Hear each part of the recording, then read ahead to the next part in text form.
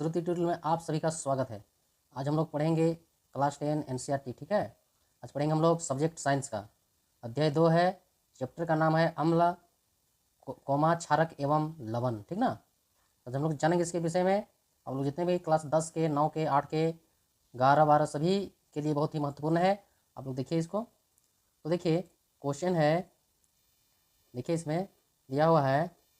इसका जितना भी कॉन्सेप्ट है हम लोग आज सारे कॉन्सेप्ट को क्लियर करेंगे। ठीक ना, तो देखिए अम्ल, जिसको अंग्रेजी में क्या बोलते हैं, एसिड, यानी अम्ल क्या होता है। तो देखिए अम्ल यह है कि इसका स्वाद में, अगर स्वाद में देखा जाए तो अम्ल कैसा होता है, अम्ल खट्टे होते हैं। ये नीले लिटमस पत्र को लाल में बदलते हैं, नीले लिटमस जो पत्र होता है उसको लाल में बदल देते हैं। ये जलीय विलयन में H+ इसका जो आयन होता है, यानी हाइड्रोजन प्लस में इसका आयन होता है। ठीक है, माइनस में नहीं होता है। माइनस में किसका होता है, तो वो होता है क्षारक में। ठीक ना, देखिए एसिड शब्द लैटिन भाषा से, यहाँ देखिए एसिड शब्द लैटिन भाषा से लिया गया है, जिसका अर्थ क्या होता है बाबू लोग, तो जिसका अर्थ होता है खट्टा, है ना। फिर है परबल अम्ल। परबल अम्ल क्या होता है कि जो वाटर यानी कि पानी में ठीक तरह से वो क्या करता है, वो विलयन करता है, जिसको बोलते हैं परबल अम्ल। वही फिर है दुर्बल अम्ल, जो पानी में ठीक तरह से विलयन नहीं होता है, उसमें अम्ल का मात्रा अत्यधिक होता है, जिसको बोलते हैं दुर्बल अम्ल। तो प्रबल अम्ल में होता है HCl, ये क्या है, हाइड्रोक्लोराइड। फिर है H2SO4 यानी कि सल्फ्यूरिक अम्ल। ठीक ना, फिर क्या है HNO3, ये क्या है, मोनोऑक्साइड में। फिर है दुर्बल अम्ल यानी कि CH3COOH, जिसको यानी क्या है, लैक्टिक अम्ल और ऑक्सेटिक अम्ल। ठीक ना, इसको ध्यान देना है, यह है इसका सूत्र है प्रबल अम्ल का। फिर है दुर्बल अम्ल, फिर है सांद्र अम्ल। सांद्र अम्ल क्या है, जिसमें अम्ल अत्यधिक मात्रा में होता है जबकि जल अल्प मात्रा में होता है। ठीक है, इसमें जल क्या होता है, कम मात्रा में होता है। फिर हम लोग नेक्स्ट में देखेंगे तनु अम्ल, जिसमें अम्ल अल्प मात्रा में होता है जबकि जल अधिक मात्रा में होता है। अब देखते हैं क्षारक क्या है भाई, तो क्षारक ये स्वाद में कड़वे होते हैं। ठीक ना, क्षारक जो होता है स्वाद में कड़वे होते हैं। फिर ये लाल लिटमस पत्र को नीले में बदल देते हैं। ठीक ना, ये जलीय विलयन में OH यानी ऑक्सीजन हाइड्रोजन का क्या होता है, आयन माइनस में होता है, ऋण में होता है ना, ऋणात्मक में। ठीक ना, फिर देखिए नेक्स्ट में है प्रबल क्षारक। जिस तरह से अम्ल में था उसी तरह से इसमें है प्रबल क्षारक, यानी ये क्या है, सोडियम हाइड्रोक्साइड है ना। फिर है KOH यानी पोटेशियम हाइड्रोक्साइड। फिर है CaOH2 यानी कि कैल्शियम हाइड्रोक्साइड है। ठीक है, दुर्बल क्षारक में है यानी NH4 और OH। ठीक है, फिर है क्षारक जल में घुलनशील क्षारक को क्षार कहते हैं, यानी सोडियम हाइड्रोक्साइड, पोटेशियम हाइड्रोक्साइड, फिर है मैग्नीशियम हाइड्रोक्साइड। ठीक है, तो देखिए फिर देखिए उदाहरण में क्या है, लवण है जिसको साल्ट बोलते हैं।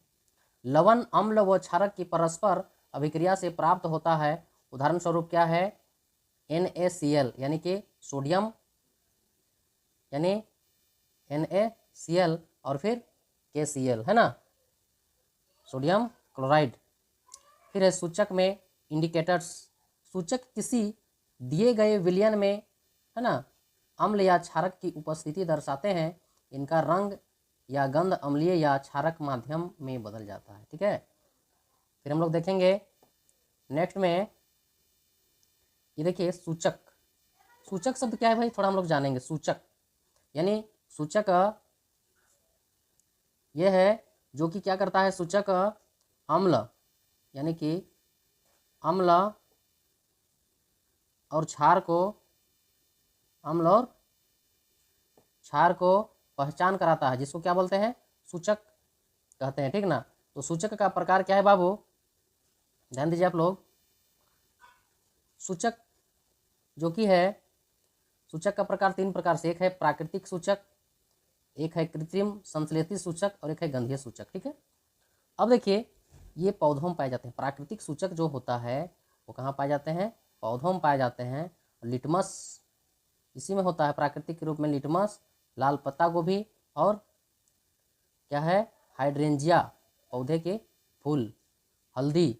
फिर है कृत्रिम संश्लेषित सूचक जो मानव के द्वारा जो प्राप्त होता है, ये रासायनिक पदार्थ है जैसे मेंथिल ऑरेंज, ठीक है, और फिनाल्थेलिन, है ना। फिर एक गंधीय सूचक है, इन पदार्थों की गंधीय अम्लीय या क्षारक माध्यम में बदल जाती है जैसे प्याज और लौंग तेल, ठीक ना। फिर देखेंगे हम लोग नेक्स्ट में देखेंगे पॉप टेस्ट।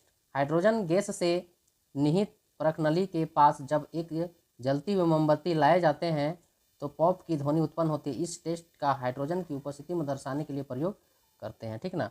अब देखिए हम लोग इसमें थोड़ा सा जानेंगे धातु कार्बोनेट तथा धातु बाइकार्बोनेट, ठीक ना। बाइकार्बोनेट की अभिक्रिया कैसे होता है जिसको हम लोग थोड़ा सा देखेंगे, ठीक है। तो देखिए धातु कार्बोनेट अम्ल के साथ अभिक्रिया क्या करता है और क्षारक के साथ अभिक्रिया क्या करता है। देखिए अम्ल में क्या होता है, अम्ल के साथ अम्ल प्लस धातु कार्बोनेट, है ना। ये देखिए अम्ल प्लस धातु कार्बोनेट, है ना, के साथ लवण प्लस कार्बन डाइऑक्साइड प्लस जल मिलता है, क्या होता है HCl यानी कि हाइड्रोक्लोरिक अम्ल। फिर है सोडियम कार्बोनेट, फिर है सोडियम कैल्शियम, ठीक ना। फिर है कार्बन डाइऑक्साइड, फिर H2O जल मिला हुआ है ना। इसी तरह से यहाँ भी है हाइड्रोक्लोराइड प्लस सोडियम बाइकार्बोनेट है, एरो प्लस सोडियम और कैल्शियम मिला हुआ है प्लस कार्बन डाइऑक्साइड, और फिर इधर जल मिला हुआ है, ठीक ना। तो चूने के पानी का टेस्ट उत्पादित कार्बन डाइऑक्साइड को चूने के पानी से प्रभावित करने पर पानी क्या हो जाएगा, दूधिया हो जाता है ना, दूध के आकार का होता है। तो देखिए calcium hydroxide plus carbon dioxide मिला करके क्या बन जाता है, तो कैल्शियम कार्बोनेट प्लस इसमें जल का हस्तक्षेप हो जाता है, ठीक है। अत्यधिक मात्रा में कार्बन डाइऑक्साइड को प्रभावित करने पर calcium carbonate plus H2O plus carbon dioxide कुल मिलाकर क्या बनता है, तो कैल्शियम, है ना, कैल्शियम हाइड्रोजन और कार्बन डाइऑक्साइड, ये जल में घुलनशील है, ठीक ना। फिर देखिए इधर आगे अम्ल एवं क्षारक की परस्पर अभिक्रिया, अम्ल और क्षारक की अभिक्रिया, अम्ल प्लस क्षारक बराबर लवण प्लस जल होता है ना। फिर उदासीन यानी उदासीनीकरण अभिक्रिया, जब अम्ल द्वारा, इसको कॉपी में नोट करते जाइएगा, जब अम्ल द्वारा क्षारक का प्रेषित प्रभाव तथा क्षारक द्वारा अम्ल का प्रभाव समाप्त हो जाता है, परिणाम स्वरूप लवण और प्राप्त यानी जल प्राप्त होते हैं, तो उदासीनीकरण अभिक्रिया होती है, ठीक ना। इससे क्या होती है, उदासीनी अभिक्रिया होती है, ठीक है। फिर देखिए उदाहरण स्वरूप देखिए यहाँ देखिए सोडियम हाइड्रोक्साइड, फिर है हाइड्रोक्लोरिक अम्ल, फिर सोडियम क्लोराइड है, फिर H2O जल है। ये प्रबल अम्ल में है दुर्बल क्षारक, अम्लीय क्षारक और जल है। फिर दुर्बल अम्ल में देखिए प्रबल क्षारक, क्षारीय लवण और जल है ना। इसी तरह से नेक्स्ट में दिया हुआ है। तो अम्लों के साथ धात्विक ऑक्साइडों की अभिक्रिया देखिए, कॉपर ऑक्साइड है प्लस 2 हाइड्रोक्लोराइड, ये 2 संतुलित के लिए दिया गया है एरो, यानी कॉपर, ठीक है, chlorine plus H2O। Copper chloride के बनने से विलयन का रंग कैसा हो जाता है, नीला हो जाता है, ठीक ना। फिर देखिए दैनिक जीवन में पीएच का महत्व, हमारे दैनिक जीवन में जो दिनचर्या में जो चल रहा है उसमें पीएच का क्या महत्व है, ठीक है, हम लोग थोड़ा सा इसको जानेंगे। पीएच जिसको बोलते हैं पोटेंशियल ऑफ क्या हाइड्रोजन, ठीक ना, इसका फुल फॉर्म होता है। तो पौधे एवं पशु पीएच के प्रति संवेदनशील होते हैं, है ना। हमारा शरीर है वो 7.0 से लेकर 7.8 पीएच रेंज के बीच कार्य करता है, ये सब याद रखना है ना, बहुत इंपॉर्टेंट चीज़ है। ये 10 क्लास ही नहीं, ये जितने भी वैकेंट भी निकलता है वहाँ बहुत बार ये सब क्वेश्चन पूछा जाता है, SSC रेलवे का तरह तरह के एग्जाम में। वर्षा के जल की पीएच मान जब 5.6 से कम हो जाती है तो वह अम्लीय वर्षा कहलाती है, ध्यान देना है। वर्षा का जल जब उसका जो पीएच मान होता है 5.6 से कम हो जाती है तो क्या कहलाती है, अम्लीय वर्षा कहलाती है, ठीक है। फिर देखिए मिट्टी का पीएच मान क्या है भाई, तो अच्छी उपज के लिए ध्यान देना है, जो मिट्टी होता है इसीलिए कृषक लोग जो किसान करता है वो मिट्टी का जांच कराता है और उसमें पीएच के मान के अनुसार मिट्टी में वैसा केमिकल डाला जाता है या उसको चेक करके वैसा दवा डाला जाता है जिससे मिट्टी में अच्छा उपजाऊ हो सके। तो देखिए, अच्छी उपज के लिए पौधे को एक विशिष्ट पीएच रेंज यानी परास की आवश्यकता होती है। यदि किसी स्थान की मिट्टी को पीएच कम या अधिक हो तो किसान उसमें आवश्यकता अनुसार अम्लीय या क्षारीय पदार्थ मिलाते हैं, ठीक ना। फिर है हमारा उदर यानी स्टोमच, इसको पेट बोलते हैं। हाइड्रोक्लोरिक अम्ल हाइड्रोक्लोरिक उत्पन्न करता है जो भोजन के पाचन में सहायक होता है। यानी हमारा पेट में जब भोजन ग्रहण करते हैं, जब हम भोजन करते हैं तो वो 3 से 4 घंटा तक हमारा पेट में रहता है और वो कौन सा गैस बनाता है बाबू, तो हाइड्रोक्लोरिक अम्ल बनाता है। कभी कभी डकार मारने के साथ साथ हमारा भोजन का जो कुछ अंश रहता है वो बाहर निकलता है। तो किस गैस के कारण निकलता है, तो हाइड्रोक्लोराइड अम्ल के गैस के द्वारा निकलता है, ठीक है। अपच की स्थिति में उदर अधिक मात्रा में अम्ल उत्पन्न करता है। जब अपच हो जाता है तो उदर का मतलब पेट, हमारा स्टोमच में पेट से गैस निकलता है जिसके कारण उदर में दर्द व जलन का अनुभव होता है। फिर है इस दर्द से मुक्त होने के लिए एंटासिड जैसे क्षारकों का उपयोग किया जाता है जो अम्ल की अधिक मात्रा को उदासीन करता है, जैसे मिल्क ऑफ मैग्नीशिया। मुंह के पीएच का मान 5.5 से कम होने पर दांतों का क्षय प्रारंभ हो जाता है, यानी दांतों का सड़ना प्रारंभ हो जाता है ना। फिर देखिए नेक्स्ट में पीएच परिवर्तन के कारण दांत क्षय यानी कि दांत का झड़ना, टूटना या फिर सड़ना। दांतों का इनेमल दंत वल्य या सड़ जाना कैल्शियम फास्फेट से बना होता है जो कि शरीर का सबसे कठोर पदार्थ होता है। दांत जो होता है वह शरीर का सबसे कठोर पदार्थ होता है। यह जल में नहीं घुलता लेकिन मुंह की पीएच का मान 5.5 से कम होने पर संक्षारित हो जाता है, ठीक है। फिर देखिए क्षारकीय दंत मंजन का उपयोग करने से अम्ल की अधिक मात्रा को उदासीन किया जाता है ना। अगला है पशुओं एवं पौधों द्वारा उत्पन्न रसायनों से आत्मरक्षा। इससे आत्मरक्षा कैसे किया जा सकता है, इस विषय पर थोड़ा हम लोग चर्चा करेंगे। तो देखिए क्या है, मधुमक्खी का डंक एक अम्ल छोड़ता है, ठीक ना बाबू, जिसके कारण दर्द एवं जलन का अनुभव होता है। डंक मारे गए अंग में बेकिंग सोडा के उपयोग से आराम मिलता है, ठीक ना, इस बात को ध्यान दीजिएगा। नेटल के डंक वाले बाल मेसेनाइक अम्ल छोड़ जाते हैं। कौन सा अम्ल छोड़ जाते हैं, तो मेसेनाइक अम्ल, जिनके कारण जलन वाले दर्द का अनुभव होता है। इसका इलाज डंक वाले स्थान पर यानी डांक पौधे की पत्ते रगड़ कर किया जाता है, ठीक है। बहुत ही विशेष है, इसको आप लोग ध्यान दीजिएगा, तब ना होगा बाबू मैट्रिक का एग्जाम में अच्छा नंबर आएगा। फिर है लवणों का पीएच मान, ठीक ना। कहा जाता है ना कितने दिनों से आप पढ़ रहे हो वो जरूरी नहीं है, आप इन दिनों में इस समय में क्या पढ़ रहे हो वो जरूरी है, ठीक है। इसलिए आप लोग को यही हम रिक्वेस्ट करते हैं कि वीडियो को जितना हो सके इसको लाइक करिए, शेयर कीजिए अपने दोस्तों के साथ और इसको सब्सक्राइब करें ताकि आपको समय समय पर हमेशा वीडियो मिलता रहे। 2 से 3 दिन के अंदर अभी हमेशा वीडियो डाला जा रहा है। चैनल का नाम है श्रुति ट्यूटोरियल, ठीक ना। फिर देखिए लवणों का पीएच, परबल अम्ल प्लस परबल क्षारक यानी उदासीन लवण जो कि पीएच मान क्या होता है बाबू, 7 होता है। फिर है दूसरा में परबल अम्ल प्लस दुर्बल अम्ल यानी अम्लीय लवण जो होता है वो पीएच का जो मान होता है 7 से अधिक होता है, ठीक ना। परबल क्षारक यानी कि परबल क्षारक दुर्बल अम्ल जो कि क्षारकीय लवण जो होता है पीएच मान क्या होता है 7 से कम होता है ना। फिर देखिए नेक्स्ट हम लोग देखेंगे साधारण नमक से रसायन कैसे बनता है, ठीक है। तो देखिए सोडियम हाइड्रोक्साइड, एक है विरंजक चूर्ण, एक है बेकिंग सोडा, एक है धावन सोडा, एक है प्लास्टर ऑफ पेरिस। अब देखेंगे सोडियम हाइड्रोक्साइड क्या है भाई, है ना, इस विषय पर जानेंगे, जिसका सूत्र होता है NaOH, ठीक है। तो सोडियम हाइड्रोक्साइड के बारे में थोड़ा हम लोग जानेंगे, फिर अगला चर्चा करेंगे।